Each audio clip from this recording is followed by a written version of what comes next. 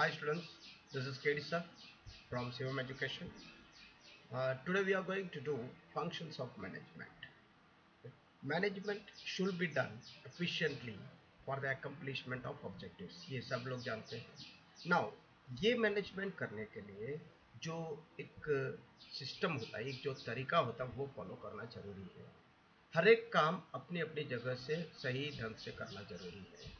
एक systematic manner में, एक ऑर्डरली मैनर में करना जरूरी है. This is what today we are going to learn through functions of management, right?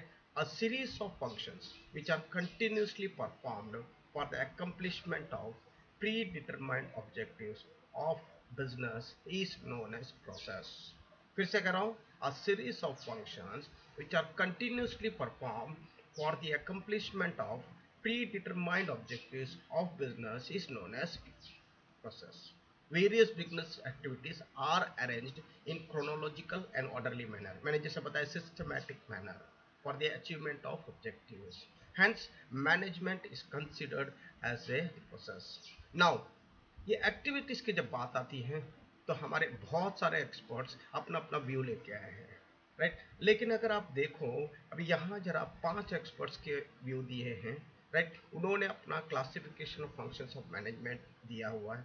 Like in, अगर आप देखोगे तो जो पहला और दूसरा, प्लानिंग एंड ऑर्गेनाइजिंग, ऑलमोस्ट सब में सेम है, because these two are the base functions of the management, right? बाकी सब ऑलमोस्ट अपने अपने तरीके से, किसी ने कंट्रोलिंग, किसी ने कोऑर्डिनेशन, स्टाफिंग को अपनी रीत से बताया हुआ है.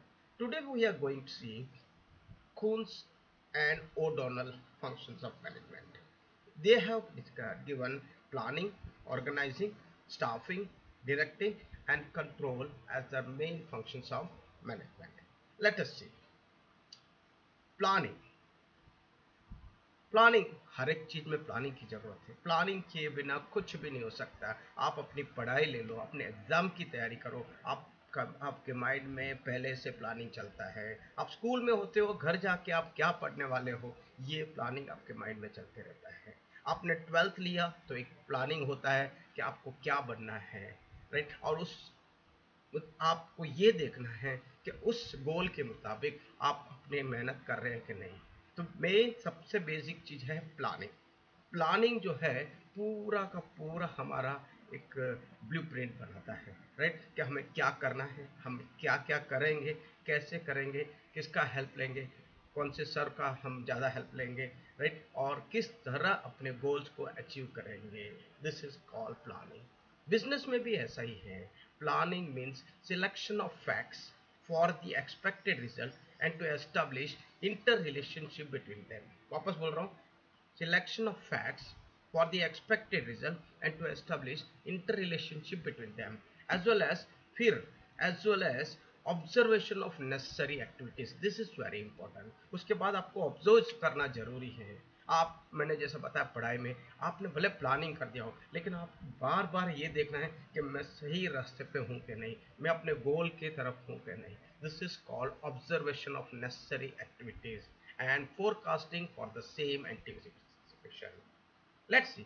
Management begins with planning.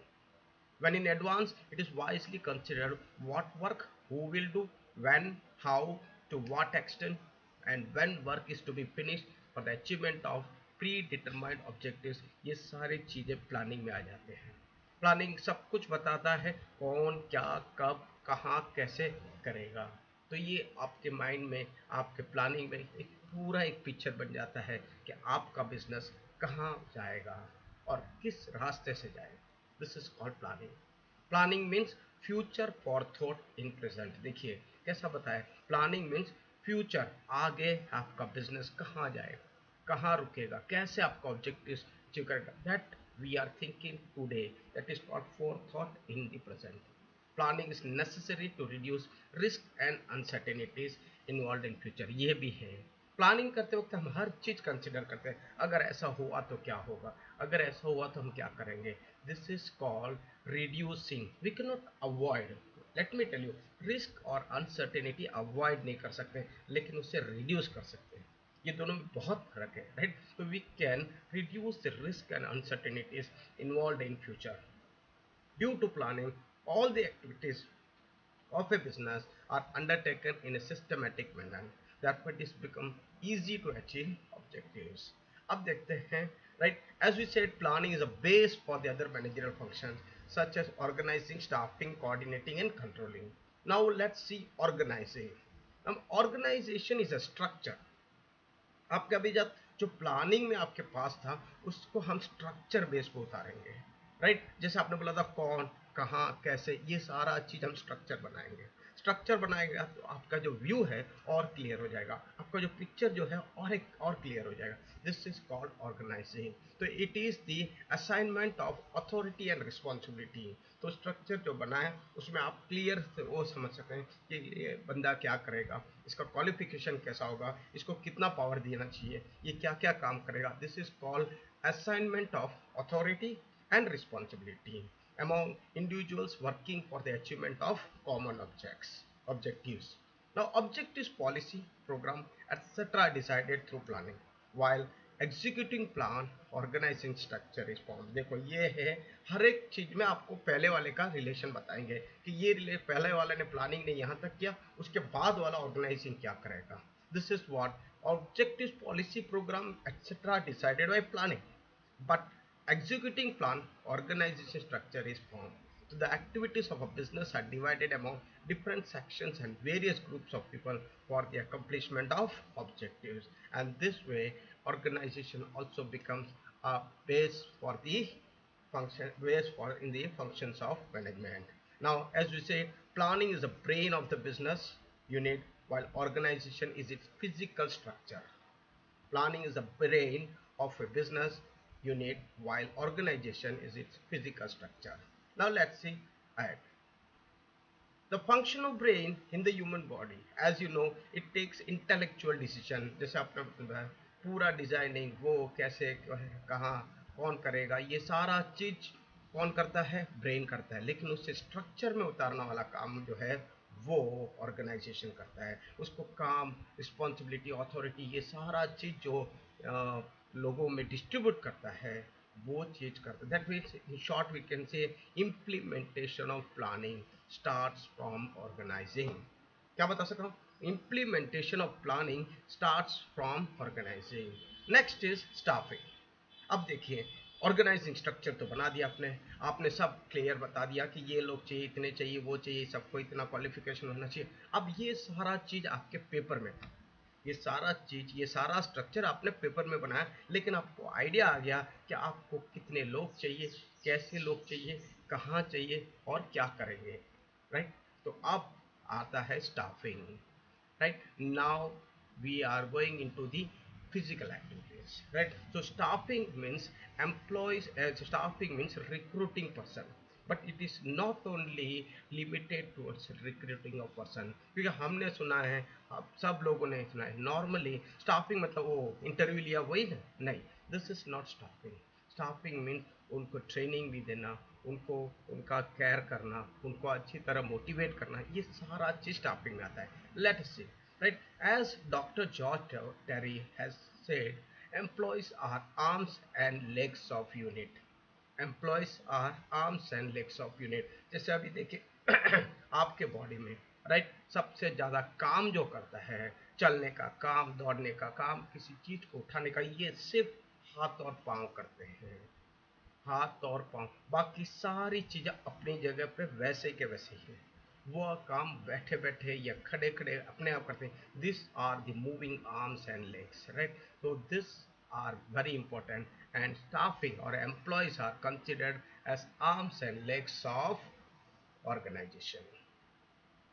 When there is a business organization, there will be the existence of staff. Any organization without staff is like just a mere skeleton. आप जरा सोचिए, आपका बॉडी है और हाथ और पाँव नहीं, कैसा लगेगा? Same way, without arms and legs, right, your body is of useless, no use, right. उसको पूरा एक अगर एक कुछ अचीव करना है, ये दोनों की बहुत ज़रूरत है। तो activities of any business unit depends on it staff. Staffing is related with recruitment of employees for the right position at the right time to the right number with the right qualification. ये चार चीज ध्यान रखिए और आप जब answer लिखते हैं तो ये इसको आप हाईलाइट कीजिए। फिर से बोल रहा हूँ, recruitment of employees for the right position at the right time in the right number with the right qualification. क्योंकि आपने ऑलरेडी ऑर्गेनाइजिंग में डिसाइड कर लिया, तो now you have to recruit the same person, you have to look out for the person who suits the post, you have to look out for the number of people you require, don't go for others, right? For example, मैंने एक bridge का contract लिया है, bridge का contract का काम start होने में अभी और 2 महीने लगेंगे, तब तक मुझे सारा टेक्निकलिटी वो सब खत्म करना है। तो मुझे सोचना चाहिए कि मुझे जो 200-300 वर्कर्स की ज़रूरत है वो मैं 2 महीने के बाद रिक्रूट करूँ। अगर पहले दिन ही रिक्रूट कर लिया तो मेरे वो 200-300 स्टाफ मेंबर के या वर्कर्स के सैलरी वेस्ट होगा। That is called right time. Time is also very important, qualification is also very important. अब बीकॉम पढ़ा हुआ स्टूडेंट, राइट, अकाउंट्स और ये सारा काम कर सकता है, इंजीनियर पढ़ा हुआ स्टूडेंट इंजीनियरिंग रिलेटेड करता है। This is called qualification.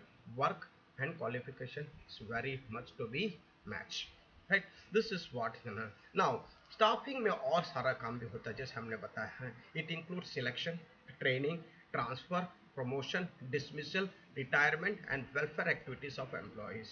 Enthusiasm and zeal of employees are boosted if they are satisfied.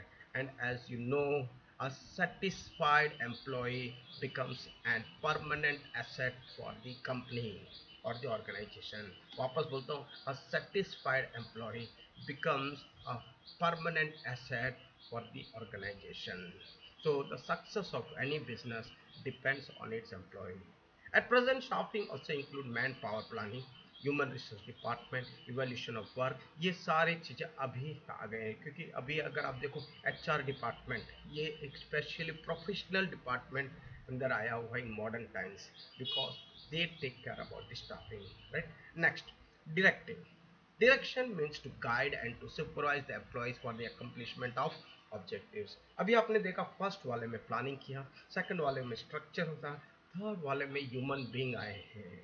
सी, अभी तक जो फर्स्ट और सेकंड में कहीं भी ह्यूमन नहीं दिख रहे थे, लेकिन अब थर्ड वाले में स्टाफिंग में ह्यूमन बीइंग एंट्री हुए हैं। When human being comes, right, there needs a guidance. आपको गाइडेंस की बहुत ज़रूरत है। आपको डायरेक्टिंग वही काम करता है।